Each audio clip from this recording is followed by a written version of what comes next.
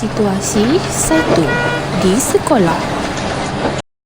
Assalamualaikum anak-anak. Hari ini kita akan belajar tentang tokoh-tokoh Islam. Tokoh yang pertama Ustazah akan perkenalkan ialah Imam Al-Ghazali, seorang ulama yang sangat dihormati dalam Islam.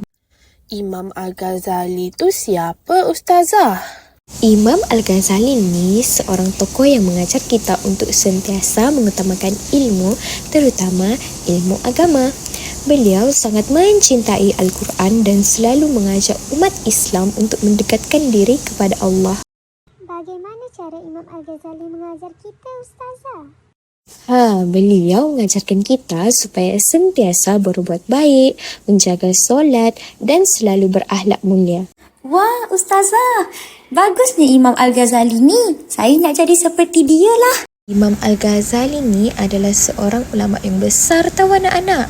Beliau banyak memberi sumbangan kepada dunia Islam, terutamanya dalam bidang pendidikan.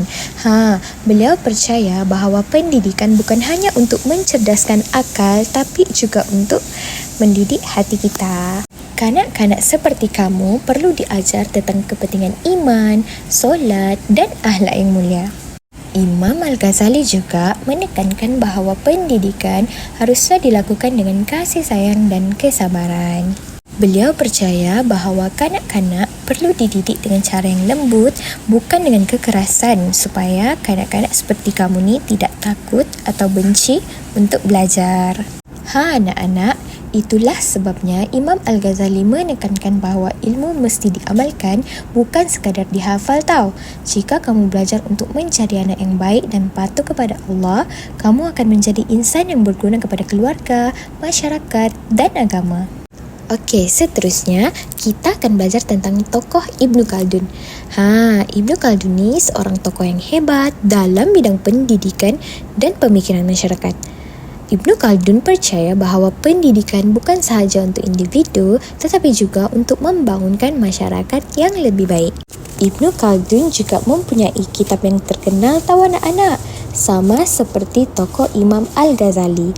Nama kitab tokoh Imam Al-Ghazali adalah Ihya Ulum Ad-Din, manakala kitab Ibnu Khaldun bernama Muqaddimah.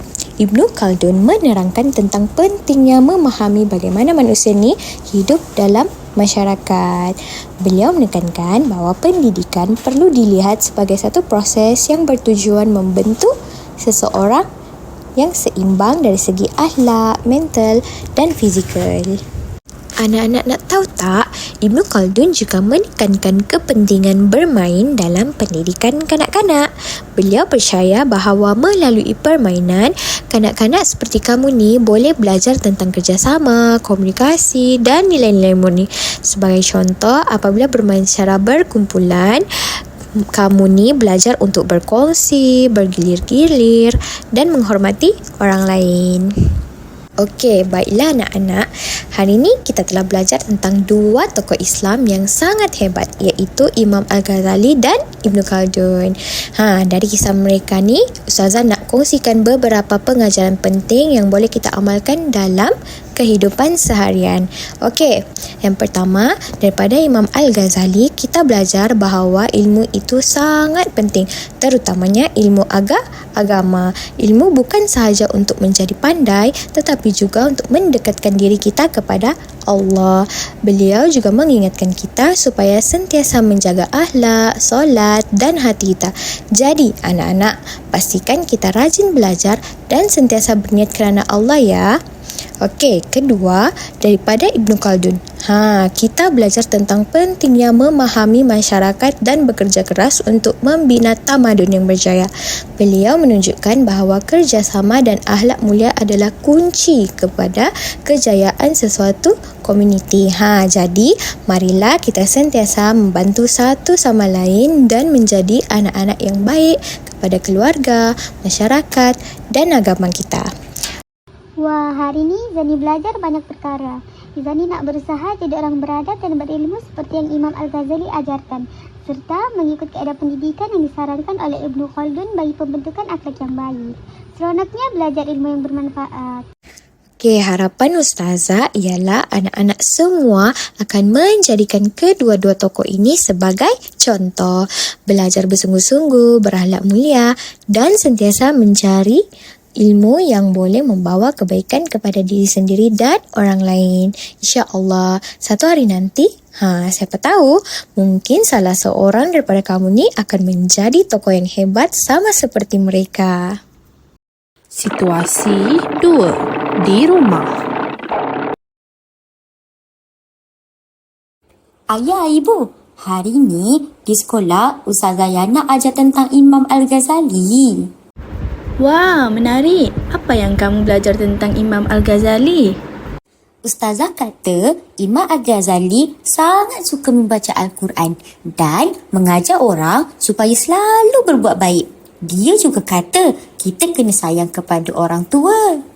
Imam Al-Ghazali memang seorang yang bijaksana. Ajarannya sangat penting dalam kehidupan kita. Jadi, kita sekeluarga perlu menerapkan ajaran Islam yang ditunjukkan oleh Imam Al-Ghazali dalam kehidupan seharian kita, ya. Baik ibu ayah, Maira akan cuba sebaik mungkin untuk mengikuti cara dan ajaran Islam yang ditunjukkan oleh Imam Al-Ghazali. Imam Al-Ghazali juga mengajar kita untuk cintakan Al-Quran dan sentiasa berbuat baik kepada orang tua. Di rumah ini, kita juga mesti ikut ajaran itu, ya. Betul, Maira. Kita mesti sayang kepada ibu dan ayah dan sentiasa membantu mereka. Baik ibu ayah, saya akan selalu membaca Al-Quran dan sentiasa bantu ibu dan ayah seperti yang diajarkan oleh Imam Al-Ghazali. Maira, kamu tak pergi ke ruang solat lagi? Kan dah masuk waktu? Yelah ibu, maafkan Maira ibu. Maira terlupa. Tak mengapa, Maira. Mari kita solat bersama-sama.